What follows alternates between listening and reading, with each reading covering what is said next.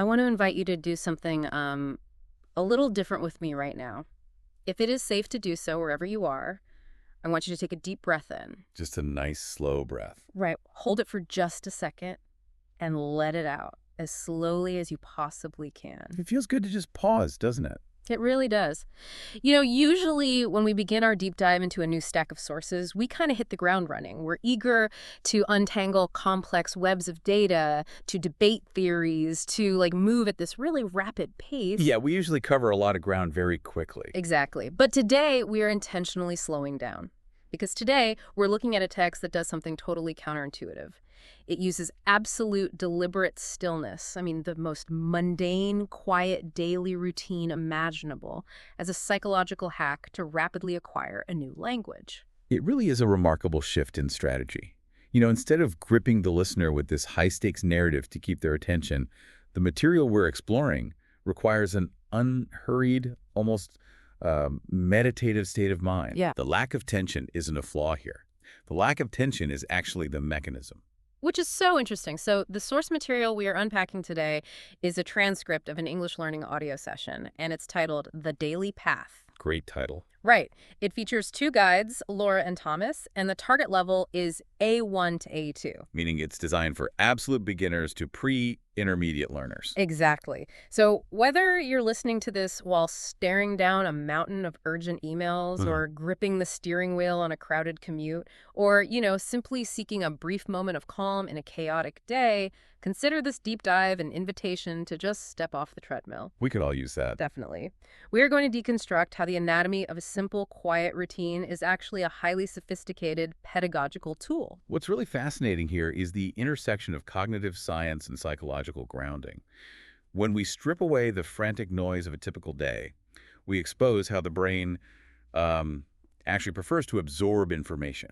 Well, let's explore exactly how they achieve that, starting right where the day begins. Because what immediately stands out in the source is the hyper-focus on sensory reality. Yes, the sensory details are everywhere. They really are. Instead of diving into abstract concepts or complex grammar rules, the text anchors the listener entirely in physical, tactile sensations.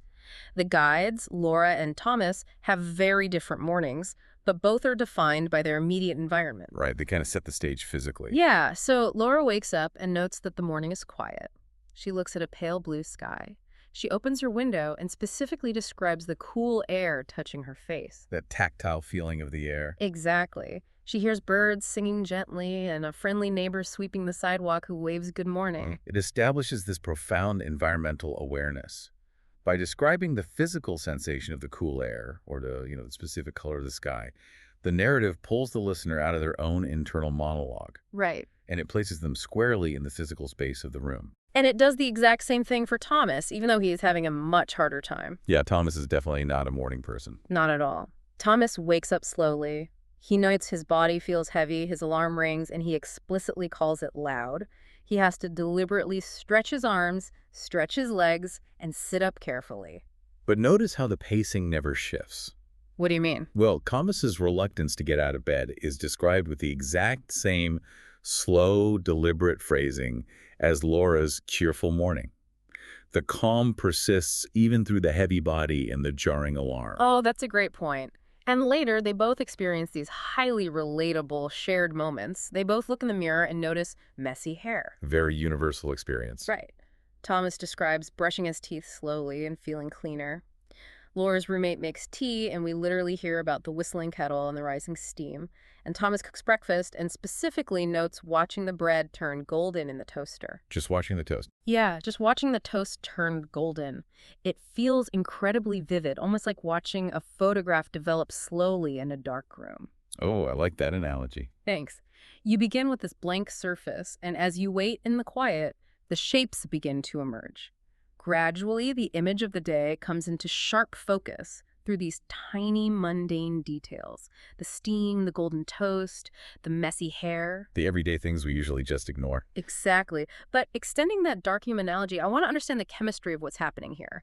Why is focusing on such basic, ordinary actions so effective for someone trying to absorb completely new linguistic information? Well, it comes down to a vital concept in learning psychology called cognitive load. Okay, break that down for us. Sure.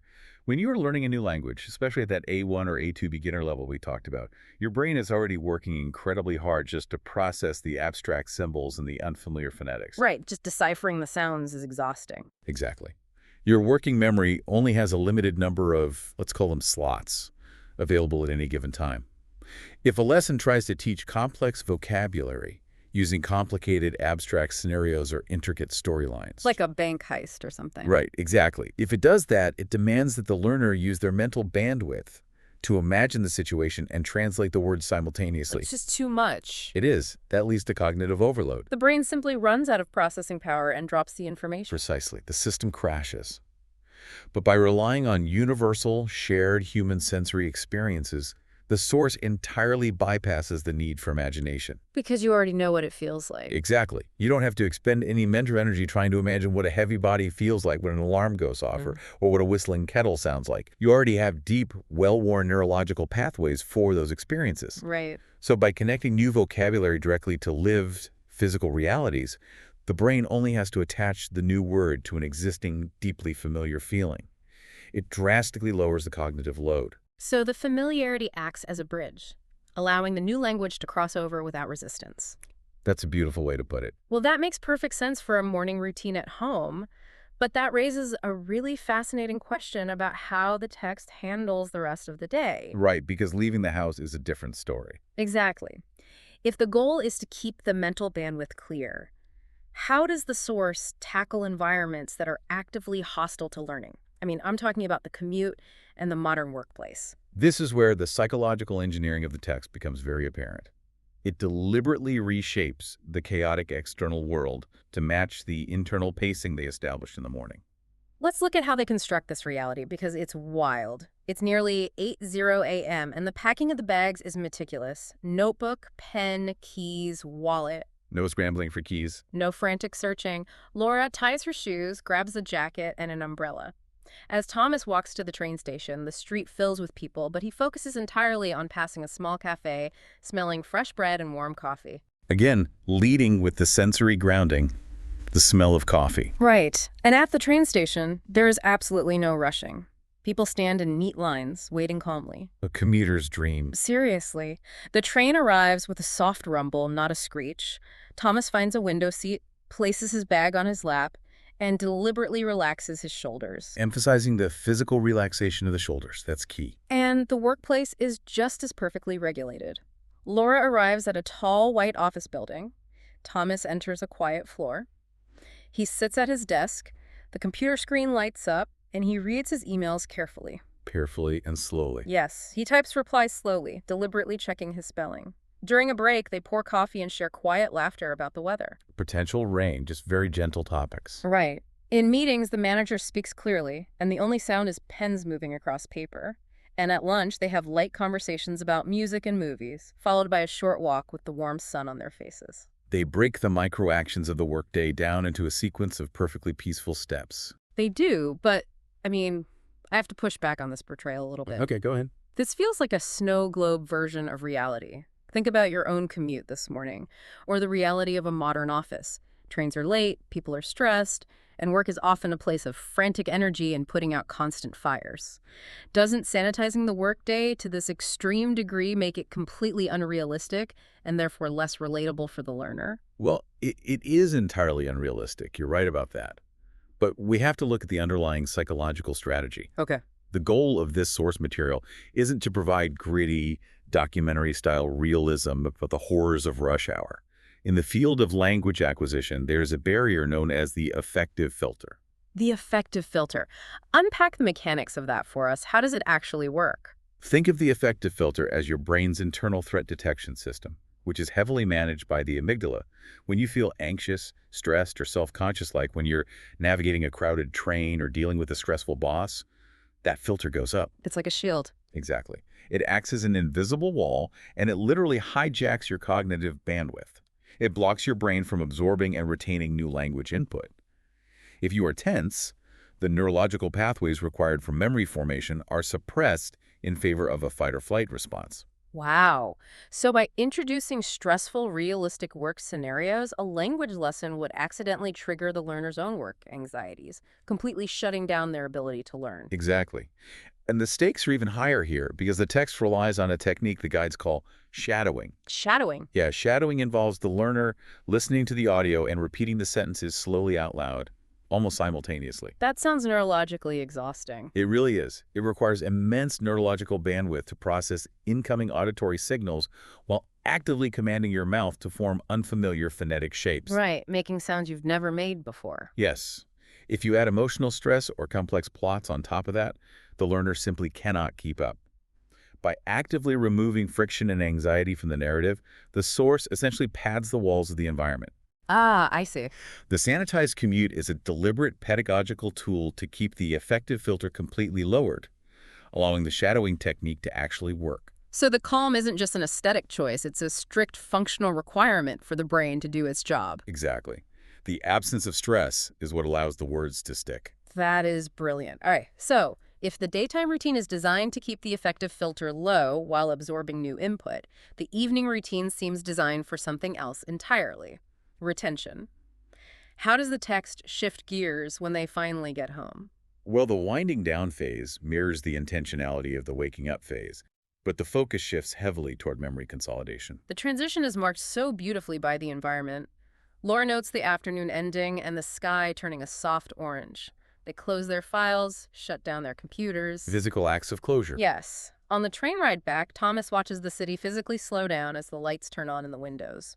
When Laura arrives home, the house feels welcoming. It smells like dinner. She takes off her shoes. Grounding herself again. Right. And the night routine strips away all remaining stimulation. She washes her face, changes into comfortable clothes, and turns off the light. The room is dark, the night outside is calm, the stars are shining above, and she simply breathes slowly. Notice how the narrative takes the learner back to the bare minimum of sensory input. Darkness, quiet, and breath. Just stripping it all away. Exactly.